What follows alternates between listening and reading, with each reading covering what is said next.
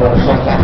Tai tälle ajattelin semmoista verran 4 kertaa 2 vuotta ollut tämän pätkän nopein kuljettaja ja 0,6 sekunnin haarukka 60 haarukkaa.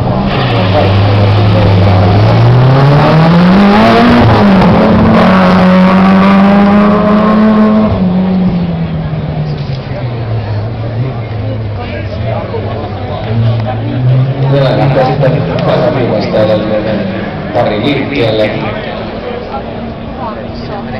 Ja tosiaan vuosittainhan luonnollisesti Neste Rally Finlandissa on ollut paljon eksoottisia maita edustettuna, mutta ihan heti äkkiseltään on Barbadosta kyllä tuosta.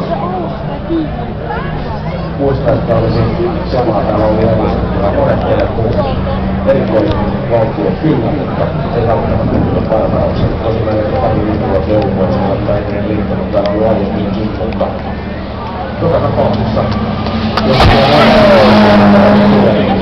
pitkä ja kivinen tie on.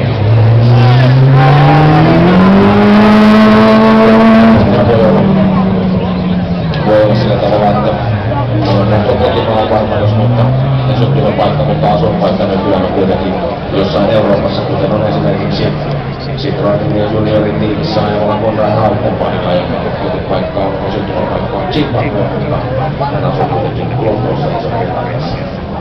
Nykyisellään Barbadoksella taisi olla vieläkin pidempi kuin Zimbabwesta päin.